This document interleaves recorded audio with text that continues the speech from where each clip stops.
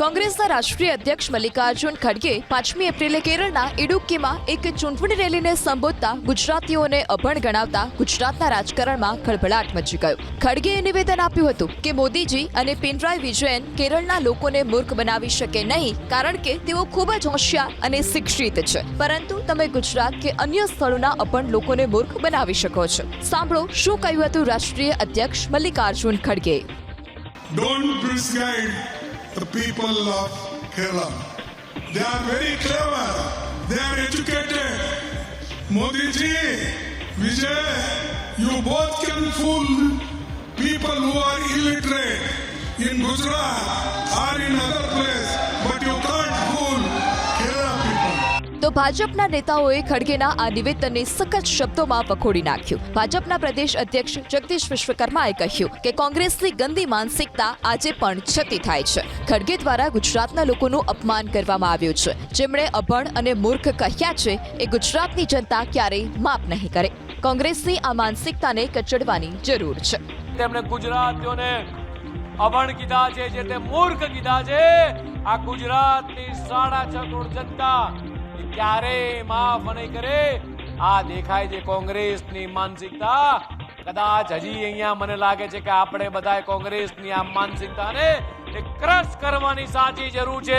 ગુજરાતના મુખ્યમંત્રી ભૂપેન્દ્ર પટેલે પણ ખડગેના નિવેદન પર વળતો પ્રહાર કરતા તેને 6.5 કરોડ ગુજરાતીઓનું અપમાન ગણાવ્યું. કહ્યું, ચૂંટણીમાં પરાજય જોતા કોંગ્રેસ આ પ્રકારના બફાટ કરે છે. ભાજપના નેતાઓએ આ નિવેદનને ગાંધી અને સરદારની ભૂમિનું અપમાન ગણાવી કોંગ્રેસ પાસે માફીની માંગ કરી. મલ્લિકાર્જુન ખડગે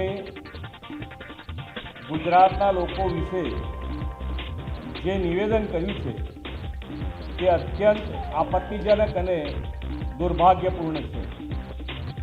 તેમણે આ નિવેદન કરીને 6.5 કરોડ ગુજરાતીઓનું તો અપમાન કર્યું જ છે, સાથે સાથે પૂજ્ય મહાત્મા ગાંધીજી અને સરદાર સાહેબની પાવન ધરતીની ગરિમાને પણ ઠેસ પહોંચાડી છે. ગુજરાતીઓ વિરુદ્ધની કોંગ્રેસની આ માનસિકતા આજકાલની નથી પણ વર્ષોથી છે. તો નાયબ મુખ્યમંત્રી હર્ષ સંઘવીએ પણ સણસણતો પ્રહાર કર્યો કે રાજનીતિમાં વૈચારિક મતભેદ હોઈ શકે, પણ કોઈ પણ રાજ્યના નાગરિકોનું અપમાન યોગ્ય નથી. મલ્લિકાર્જુન ખડગેનું નિવેદન કોંગ્રેસની બીમાર માનસિકતા બતાવે છે. કોંગ્રેસના ડીએનએમાં ગુજરાતીઓ પ્રત્યે ઝેર છે, નફરત છે. હારનું મંથન કરવાને બદલે કોંગ્રેસ ગુજરાતીઓને ગાળો આપે છે.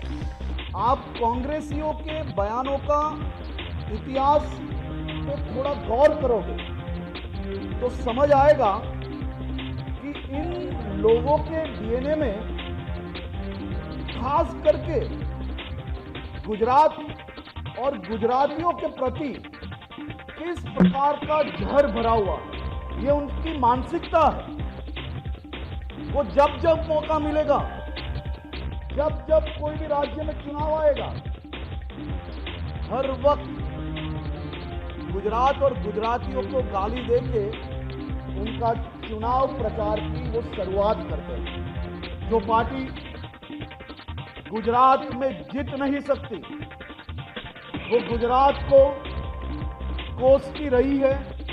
ये नेतृत्व नहीं, ये हार की भड़ास है, ये हार की निराशा है.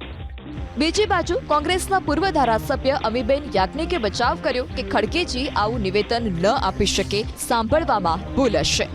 ના, એ કંઈક મેં વાંચ્યું કે સાંભળ્યું, પણ મને કોઈ પૂછ્યું, પણ એવું હોઈ ના શકે. દેર માઇટ બી સમ મિસ્ટેક, એવું બની જ ના શકે. Congress party is a party, અને કોંગ્રેસ પાર્ટીને ખબર છે કે Gujarat is a developed state, અને વર્ષોથી છે જ્યારે બીજેપી વોઝ નોટ ધેર. એટલે એવી બધી કોઈ વાત હોય નહીં, કંઈ ક્યાંક સાંભળવામાં કે, પણ મેં જોયું નથી એટલે હું પર્સનલ નોલેજ નથી મને. જો કે હવે પ્રજા જ નક્કી કરશે કે બોલવામાં ભૂલ છે કે સાંભળવામાં ભૂલ છે.